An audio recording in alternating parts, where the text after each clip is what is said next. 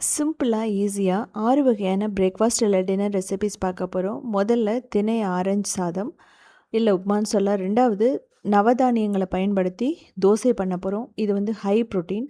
3வது பார்லில ஒரு சூப், நல்ல வெயிட் லாஸ்க்கு பெர்ஃபெக்ட்டா இருக்கும். So next viral dahi bread toast.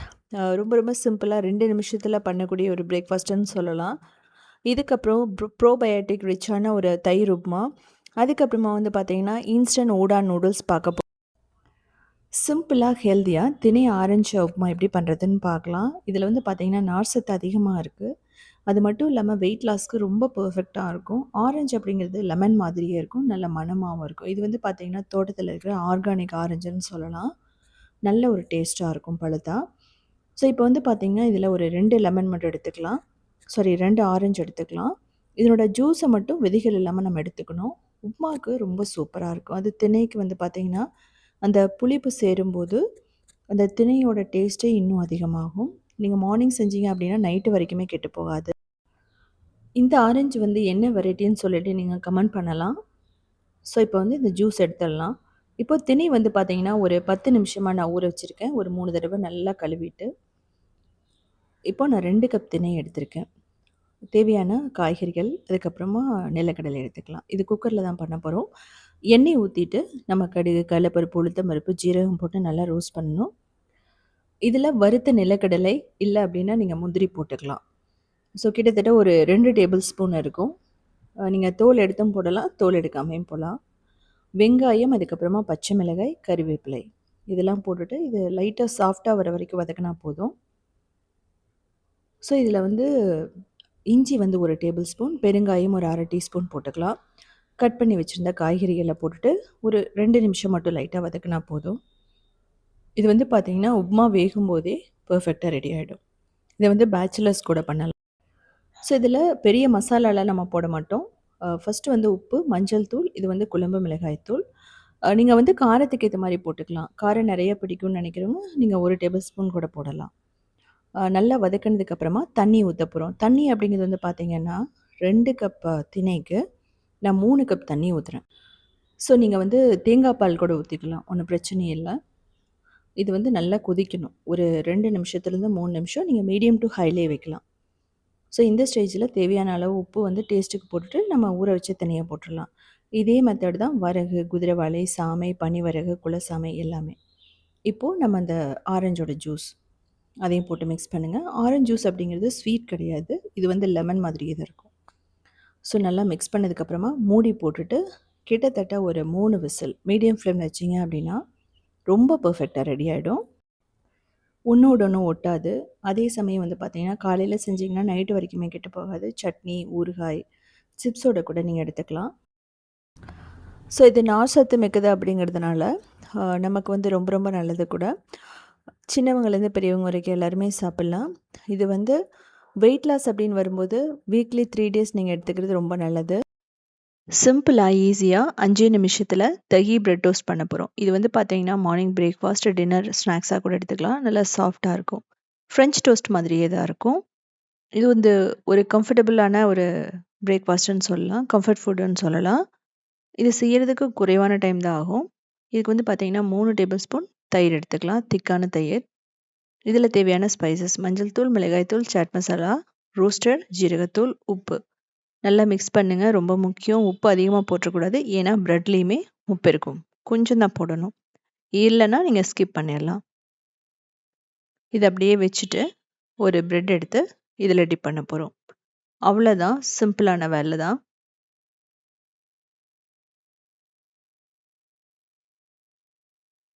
So இத அப்படியே எடுத்து நம்ம டோஸ்ட் பண்ண போறோம். இதுக்கு ஒரு 1 டேபிள் ஸ்பூன் ஆயில்.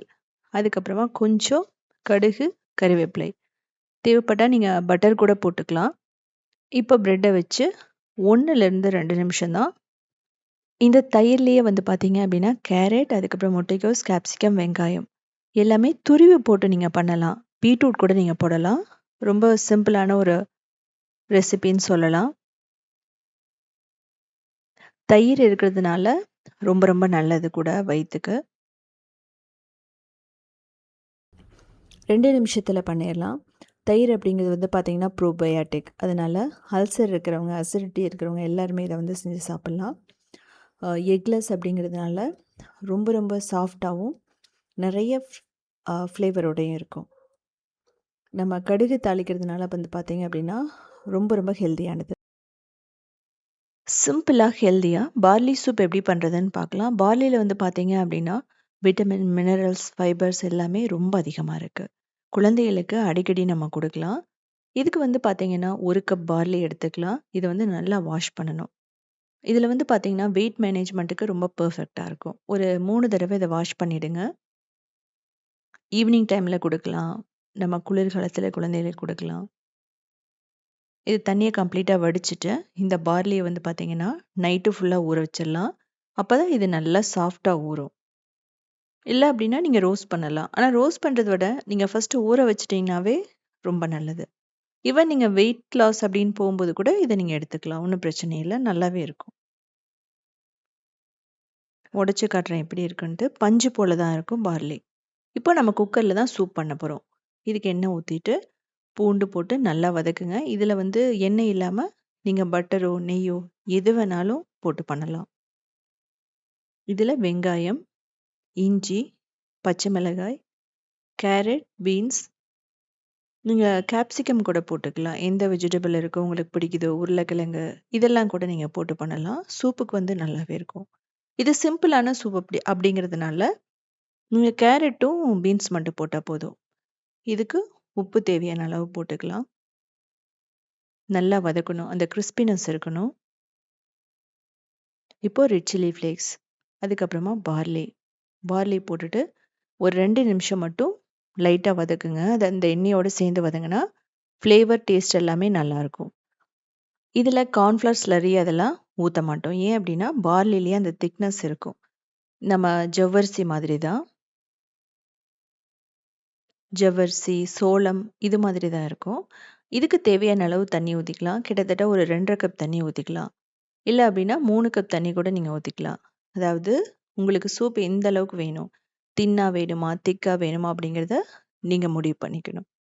தண்ணி வேணாம், தேங்காய் பாலில் நீங்கள் பண்ணுறீங்கனாலும் தேங்காய் பாலும் ஊற்றிக்கலாம். இதில் உப்பு மட்டும் கொஞ்சம் போட்டுருங்க. இந்த ஸ்டேஜில் போடும்போது அந்த பார்லிலேயே அந்த உப்பு வந்து நல்லா வந்து அப்சர்வ் பண்ணிக்கும். ஸோ இப்போ மூடி கிட்டத்தட்ட 4லிருந்து 5 விசில் மீடியம் ஃப்ளேமில் வச்சிங்க அப்படின்னா ரொம்ப சூப்பராக பஞ்சு போல் நல்லா வெந்து வந்துடும். இந்த ஸ்டேஜில் இப்படியே மேலே பெப்பர் தூவியும் நம்ம சாப்பிட்லாம் சிம்பிளாக. இல்லை அப்படிங்கிற பட்சத்தில் சாஸ் வந்து ஊற்றிக்கலாம். குழந்தைகளுக்கு கொஞ்சம் சாஸ் எல்லாம் கொடுக்கும்போது நல்லா சாப்பிடுவாங்க. இதுக்கு green chilli sauce, tomato sauce, soya sauce, red chilli sauce. அதுக்கப்புறம் ஃபைனலாக நம்ம மிளகு பொடி தூவுவோம். அவ்வளோதான். தேவைப்பட்டால் உங்களுக்கு கன்சிஸ்டன்சி இன்னும் கொஞ்சம் தின்னாக வேணும்னா நல்ல ஹாட் வாட்டர், கொதிக்கிற தண்ணி ஒரு 1 கப் ஊற்றலாம். இல்லை அப்படின்னா இதோடையே நம்ம விட்டுறலாம். இது வந்து பிரேக்ஃபாஸ்ட், டின்னராக கூட நீங்கள் எடுத்துக்கலாம். இதில் ஒரு 1/2 டீஸ்பூன் மட்டும் நான் பெப்பர் பொடி போட்டிருக்கேன். ஃபைனலாக நம்ம ஸ்ப்ரிங் ஆனியன் இருந்ததுன்னா போடலாம். இல்லை அப்படின்னா கொத்தமல்லி போட்டாவே போதும். கொத்தமல்லியிலேயே ஃப்ளேவர் ரொம்ப நல்லாயிருக்கும். இது வந்து பிரெட்டோடு எல்லாம் வச்சுட்டு சாப்பிடணுன்னு அவசியமே இல்லை. நம்ம சிம்பிளாக அப்படியே சாப்பிட்லாம். இது வந்து ரொம்ப ரொம்ப லைட்டாக இருக்கும். நம்ம சாப்பிட்ட அந்த ஃபீலிங்கே இருக்காது. ஸோ இந்த பார்லியில் வந்து பார்த்தீங்க அப்படின்னா நிறைய சத்துக்கள் இருக்குது. நம்ம டின்னர், பிரேக்ஃபாஸ்ட், லஞ்ச், ஸ்நாக்ஸாக கூட நம்ம எடுத்துக்கலாம். இதில் வந்து நீங்கள் ப்ரெட்டை வந்து டோஸ்ட் பண்ணி போட்டிங்கனாலும் ரொம்பவே நல்லாயிருக்கும். சிம்பிளாக ஈஸியாக 10 நிமிஷத்தில் தயிர் உப்புமா எப்படி பண்ணுறதுன்னு பார்க்கலாம். அடிக்கிற வெயிலுக்கு வந்து பார்த்திங்கன்னா ரொம்ப பர்ஃபெக்டாக இருக்கும். இது குங்குநாடு கிராமத்து ஸ்டைல்னு சொல்லலாம். ஸோ இதோட சிப்ஸோடு எடுத்துட்டிங்கன்னா ரொம்ப நல்லாயிருக்கும். இதுக்கு 2 கப் ரவை எடுத்துக்கலாம். நீங்கள் வந்து கிளாஸ் இருந்துன்னா சின்ன கிளாஸில் 2 கப் எடுத்துக்கலாம். இதை வந்து ஒரு 2 நிமிஷம் நல்லா ரோஸ்ட் பண்ணணும். நீங்கள் வந்து நெய்யில் கூட ரோஸ்ட் பண்ணலாம். வெயிட் லாஸ் அப்படின்னு போகும்போது நீங்கள் வந்து ப்ளைனாக ரோஸ்ட் பண்ணுறது ரொம்ப ரொம்ப நல்லது கூட. ஸோ இந்த மாதிரி ஒரு மணம் வரும் உங்களுக்கு. நம்ம ரவா கேசரிக்கு பண்ணுற மாதிரியே தான். இப்படி பண்ணும்போது உங்களுக்கு கட்டி வராது. நம்ம தயிரில் போட்டு தண்ணியில் போட்டு மிக்ஸ் பண்ணும்போதும் அதை தனியாக எடுத்து வச்சுட்டு பேனில் 2 டேபிள் ஸ்பூன் எண்ணெய், கடுகு, கடலைப்பருப்பு, உளுத்தம்பருப்பு போட்டுக்கலாம். நீங்கள் வந்து நிலக்கடலை, முந்திரி எது வேணாலும் போடலாம், நல்லாயிருக்கும். ஈவன் திராட்சை எல்லாம் கூட போடலாம். இப்போ பச்சை மிளகாய் 4, கறிவேப்பிலை, வெங்காயம். வெங்காயம், சின்ன வெங்காயம், பெரிய வெங்காயம் எது வேணாலும் போடலாம். ஸோ நல்லா வந்து ரோஸ்ட் பண்ணணும். இந்த உப்புமாக்கு காரம் அப்படிங்கிறது இந்த மிளகாயிலேருந்து தான் வரும். இப்போ இஞ்சி 1 டேபிள் ஸ்பூன் போட்டுக்கலாம். கேரட், அதுக்கப்புறமா பீன்ஸ், பெருங்காயம். நீங்கள் வந்து மற்ற வெஜிடபிள்ஸ் கேப்சிகம் போடலாம். எது வேணாலும் நீங்கள் போட்டு பண்ணலாம், நல்லாவே இருக்கும். பச்சை பட்டாணியும் நல்லாயிருக்கும். இதை வந்து நல்லா ரோஸ்ட் பண்ணணும். அது ரோஸ்ட் ஆகிருக்கிற டைமில் நம்ம 2 கப் தயிர் எடுத்துக்கலாம். நல்லா கட்டி இல்லாமல் மிக்ஸ் பண்ணணும். ஸோ இந்த மாதிரி ஸ்மூத்தாக வரணும். ஸோ அப்போ தான் வந்து கொதிக்கும்போது திரிஞ்சு போகாமல் இருக்கும். இப்போது கிட்டத்தட்ட 5 கிளாஸ் தண்ணி நம்ம ஊற்றணும்.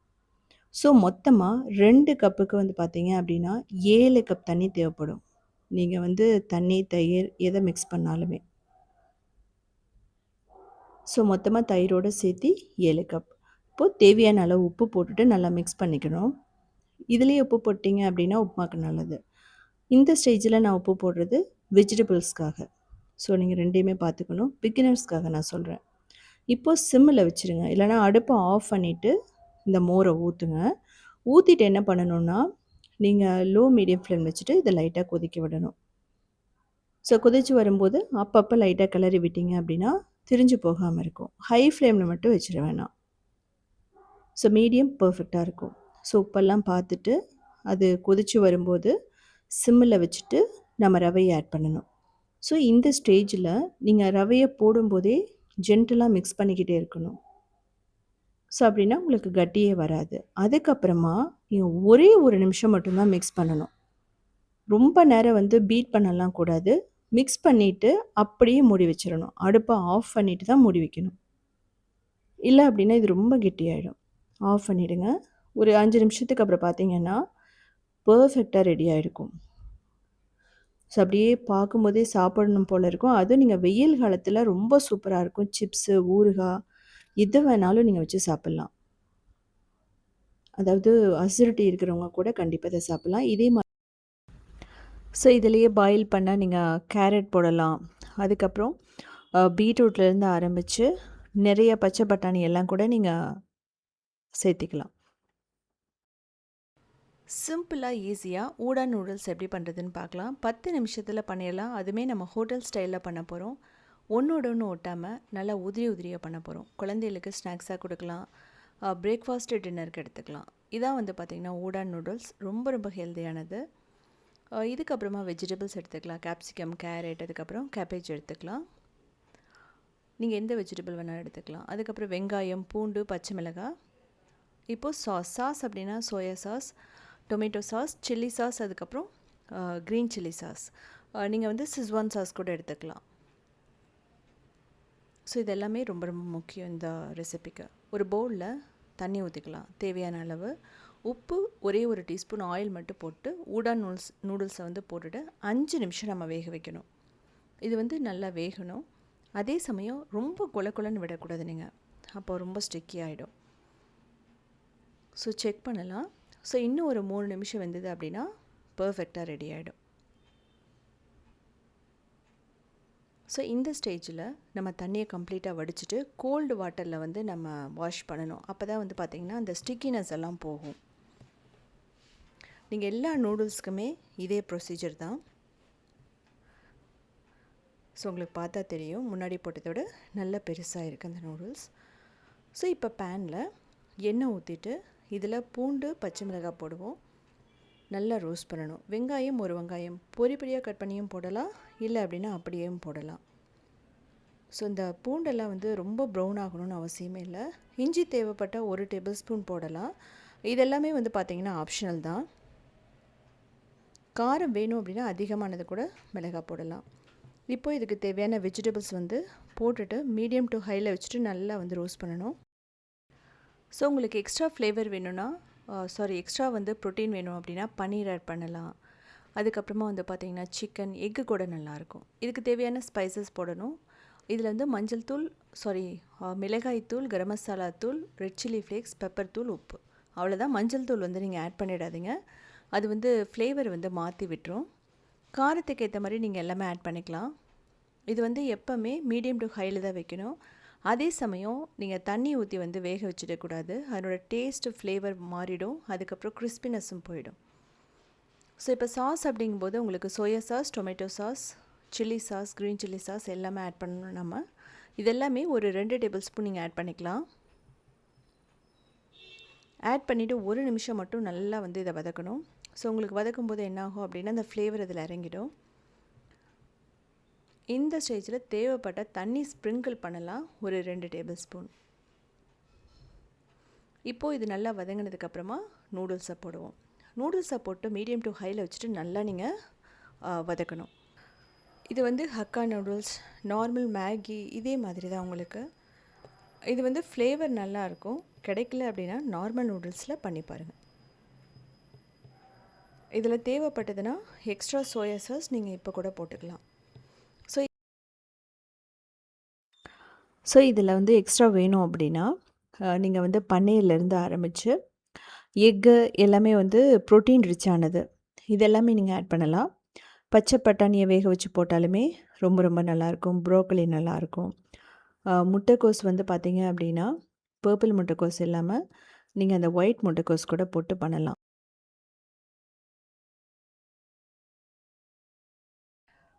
சிம்பிளாக ஹெல்த்தியாக மல்டிக்ரெயின் தோசை எப்படி பண்ணுறதுன்னு பார்க்கலாம். ஹை ப்ரோட்டீனான ஒரு பிரேக்ஃபாஸ்ட்டுன்னு சொல்லலாம். குழந்தைகளுக்கு வந்து பார்த்திங்கன்னா போன் ஸ்ட்ரென்த்துக்கு ரொம்ப நல்லது. ஸ்கின் வந்து க்ளோ ஆகும். அது மட்டும் இல்லாமல் ஸ்போர்ட்ஸில் இருக்கிற குழந்தைகளுக்கு கண்டிப்பாக இதை நம்ம கொடுக்கணும். பாதாம், பிஸ்தா, முந்திரி இதெல்லாம் விட இதில் அவ்வளோ சத்துக்கள் இருக்குது. இந்த மாவு ரெடி பண்ணிட்டீங்கன்னா 3 நாள் வரைக்குமே கெட்டு போகாது. இதோடு சேர்த்து ஒரு சட்னியை நான் காமிச்சிருக்கேன். ஸோ எல்லா பருப்புகளுமே மிக்ஸ் ஆகிறதுனால ரொம்ப ரொம்ப நல்லது. முதல்ல 1/4 கப் கடலைப்பருப்பு, அதுக்கப்புறம் உளுந்து வந்து பார்த்தீங்க அப்படின்னா ஒரு 1/4 கப், பாசிப்பயிறு, அதுக்கப்புறம் ஜவ்வரிசி, இது வந்து ராஜ்மா, கொள்ளு, வெயிட் லாஸ்க்கு ரொம்ப பர்ஃபெக்டானதுன்னு சொல்லலாம். அதுக்கப்புறமா ஒயிட் சன்னா, துவரம்பருப்பு, பாசிப்பருப்பு நம்ம போடுறோம். ஸோ இங்கே பார்த்தீங்கன்னா தெரியும். இப்போ இது எல்லாமே வந்து ஒரு பவுலுக்கு வந்து மாற்றிக்கலாம். இதில் 1 கப் நம்ம இட்லி ரைஸ் போடுறோம். நீங்கள் பச்சரிசி கூட போட்டுக்கலாம். Normal Sona Masoori, brown rice எது வேணாலும் நீங்கள் ஆட் பண்ணலாம். இதை வந்து நல்லா வாஷ் பண்ணிவிடுங்க. ஒரு 4 தடவை நல்லா வாஷ் பண்ணால் மட்டும்தான் அதில் இருக்கிற தூசுகள்லாம் போகும். இதை வந்து பார்த்திங்க அப்படின்னா நைட்டு ஃபுல்லாக நம்ம ஊற வச்சிடணும். ஏன்னா கொண்டக்கடலை ஊறுறதுக்கெல்லாம் டைம் வேணும். ராஜ்மாவும் கண்டிப்பாக ஊறியே ஆகணும். ஸோ இப்போ அடுத்த நாள் பார்த்தீங்க அப்படின்னா நல்லா ஊறிடுச்சு. தண்ணியை வந்து வடிச்சிருங்க. தண்ணி யூஸ் பண்ண வேணாம். ஃப்ரெஷ்ஷான வாட்டர் தான் நம்ம யூஸ் பண்ணணும். இப்போ நம்ம மிக்ஸி இல்லைன்னா கிரைண்டரில் போட்டுட்டு நல்லா ஃபைனாக அரைச்சி எடுத்துக்கலாம். கொஞ்சம் கரகரப்பாக இருந்தாலும் உங்களுக்கு ஒன்றும் பிரச்சனை இல்லை. உங்களுக்கு பார்த்தா தெரியும், இந்த மாதிரி தான் இருக்கணும். ஒரு பவுலுக்கு ட்ரான்ஸ்ஃபர் பண்ணிடலாம். ஸோ இது வந்து பார்த்திங்கன்னா 2 தடவை நம்ம அரைக்கிற மாதிரி இருக்கும். ஸோ இதுலேயே தேவையான அளவு உப்பு போட்டுக்கலாம். ஜீரகம், அதுக்கப்புறம் பூண்டு, பெருங்காயம் இதெல்லாம் கூட நீங்கள் எக்ஸ்ட்ரா போட்டுக்கலாம். உங்களோட இஷ்டம் தான். கருவேப்பிலை கூட போடலாம். ஸோ இதை மூடி ஃபெர்மெண்டேஷனுக்கு விடணும், புளிக்க விடணும். அதுக்குள்ளே சட்னி அரைச்சிக்கலாம். இஞ்சி, பச்சை மிளகாய், தேங்காய் கொஞ்சமாக போட்டுக்கடலை, உப்பு, புளி அவ்வளோதான். ஒரு நிமிஷத்தில் ரெடி ஆகிடும் தேங்காய் சட்னி. இப்போ பாருங்கள், இந்த மாவு நமக்கு புளிச்சிருச்சு. எனக்கு வந்து பார்த்திங்கன்னா ஒரு 5 மணி நேரம் ஆச்சு மாவு புளிக்க. வெயில் காலமாக இருந்ததுன்னா சீக்கிரமாகவே ரெடி ஆகிடும். இதில் வந்து தேவையான அளவு தண்ணி ஊற்றிட்டு நம்ம தோசையாக வந்து எடுத்துக்கலாம். நம்ம இது வந்து இட்லி, அதுக்கப்புறமா பணியாரம் எல்லாமே ரொம்ப சூப்பராக இருக்கும். புளிச்சிருச்சு அப்படின்னா உங்களுக்கு வந்து ஊத்தப்பமும் நல்லா வரும். நல்லா பஞ்சு மாதிரி இருக்கும் உங்களுக்கு. இந்த தோசை அப்படிங்கிறது நல்ல மொறுமொறுன்னு இருக்கும். நீங்கள் இவ்வளோ பொருட்கள் சேர்த்திருக்கீங்க அப்படின்னே தெரியாது. ஜவ்வரிசி சேர்த்திருக்கனால மொறுமொறுப்பு தன்மை அதிகமாக இருக்கும். ஸோ இதை வந்து மூடி குக் பண்ணிடலாம். ஸோ உங்களுக்கு பார்த்தா தெரியும், நல்லா மொறுமொறுன்னு ரோஸ்ட் மாதிரியே இருக்கும் உங்களுக்கு பெரிய தோசைக்கல்லாக இருந்தால். நான் வந்து அயன் தோசைக்கல் தான் யூஸ் பண்ணியிருக்கேன். ரொம்ப சூப்பராக வந்துச்சு. இது வந்து பார்த்திங்கன்னா 2 சாப்பிட்டா நல்ல ஒரு ஃபில்லிங்காக இருக்கும். ஸோ ஒர்க் அவுட் பண்ணதுக்கப்புறம் நிறைய ப்ரோட்டீன் தேவைப்படும். ஸோ இது மாதிரி எடுத்துக்கலாம். இதே மாதிரி நான் செகண்ட் வந்து நான் உங்களுக்கு ஊற்றி காமிச்சிருக்கேன். இதுலேயே வந்து பார்த்திங்கன்னா வெங்காயம், அதுக்கப்புறம் கேரட் இதெல்லாம் தாளித்து போட்டு பணியாரம் மாதிரி பண்ணி பாருங்கள், நல்லாயிருக்கும். ஸோ இதே மாதிரி சிம்பிளான, யூனிக்கான, ஹெல்த்தியான ரெசிபிஸ் வேணும்னா நீங்கள் உத்தமி கிச்சனை ஃபாலோ பண்ணலாம். கிரியேட்டிவ் வேர்ல்டுன்னு இன்னொரு சேனல் இருக்குது. அதுலேயுமே 2000 ரெசிபிஸ் இருக்குது. சவுத் இண்டியன் ஃபுட் ஸ்டார்டிங்கிற வெப்சைட்டை 19 இயர்ஸ் தான் ரன் பண்ணிகிட்ருக்கோம். அதுலேயுமே 8000 ரெசிபீஸ் இருக்குது. எல்லாமே சிம்பிளான வெஜிடேரியன் ரெசிபீஸ் தான். ஸோ செஞ்சு பார்த்துட்டு கமெண்ட் பண்ணுங்கள். எப்போவுமே ஒரே மாதிரி இட்லி தோசைன்னு சாப்பிட்றதுக்கு இந்த மாதிரி கொஞ்சம் வெரைட்டியாக யோசிச்சு நம்ம செஞ்சோம் அப்படின்னா குழந்தைகளுக்கு கொஞ்சம் ஹெல்த்தியாக இருக்கும்.